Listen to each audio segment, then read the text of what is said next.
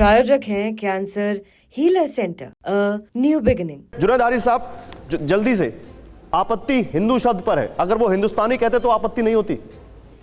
देखिए, बहुत क्लियर सी बात है कि वो हिंदू को भी जोड़े तो भी कोई गलत की बात नहीं है। मैं ये कहता हूं कि हर समाज, हर वर्ग, हर पंथ अपने आप को मुल्क की तामीर के लिए तैयार करे, एकजुट हो, लेकिन किसी को तोड़ करके नहीं।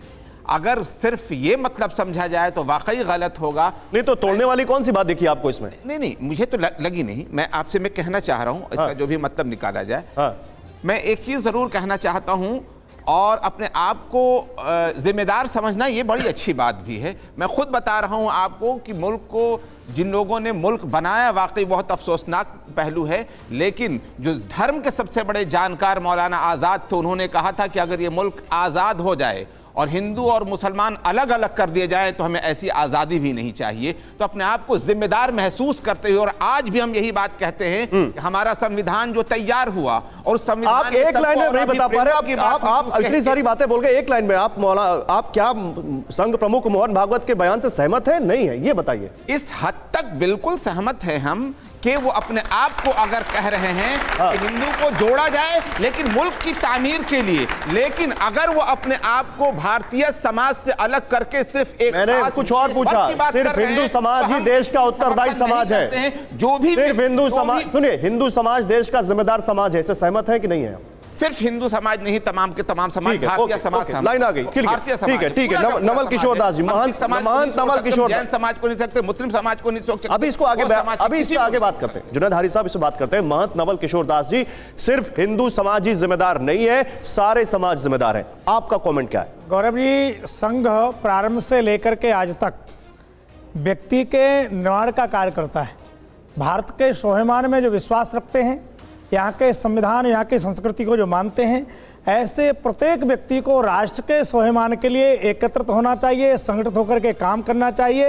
ये संघ प्रमुख का मुख्य रूप से उद्देश्य है, और संघ इसमें लगा है और लगा रहेगा। प्रत्येक नागरिक को राष्ट्र के लिए समर्पित भाव जागृत करना, ये प्रत्येक नागरिक का कर्तव्य होता है। संघ प्रमुख ने यही कहा है कि हम तो प्रत्येक नागरिक में केवल हिंदू नहीं, उन्होंने ये नहीं कहा, उन्होंने कहा जो हमारे स्वभाव के लोग हैं। और एक बताऊं आपको, आज कश्मीर में जो लोहलुहान हुआ, क्यों? जहां हिंदू घटा वो क्षेत्र बटा।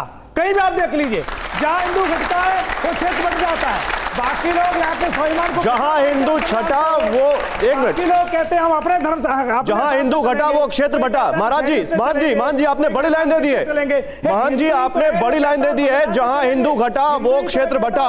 दिनेश दास जी, ओके, मान जी हिंदू को एकजुट होना एक करके बोलेंगे। मान जी, एक मिनट, जब मैं बोलूं तो आप थोड़ा सा उसको विराम दीजिए वाली को, फिर आपको दूसरा मौका मैं दूंगा।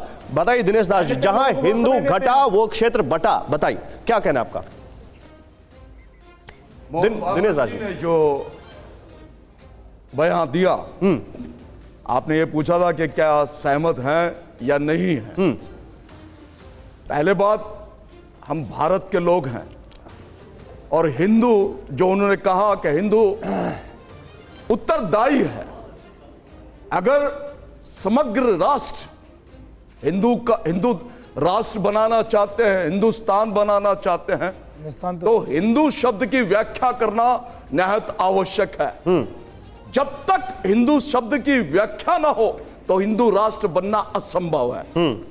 उसकी व्याख्या करना अति आवश्यक है। कौन है वो हिंदू, कौन है वो हिंदू लोग, और कौन कौन है उसमें, किनको मानते हैं हिंदू और किनको नहीं मानते हिंदू, उनकी व्याख्या होनी बहुत आवश्यक है। नहीं, वो तो कहते हैं कि भारतवर्ष में रहने वाला, वो तो कहते हैं हिंदुस्तान में रहने वाला हर कोई हिंदू है, वो तो कहते हैं। आज से नहीं, लंबे समय से कह रहे हैं।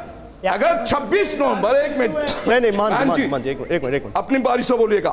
26 नवंबर 1949 को जो संविधान एक्सेप्ट किया गया, उस संविधान की प्रस्तावना को अगर आप और मैं देखते हैं तो वहां पर किसी हिंदू शब्द का या हिंदुस्तान का जिक्र नहीं मिलता।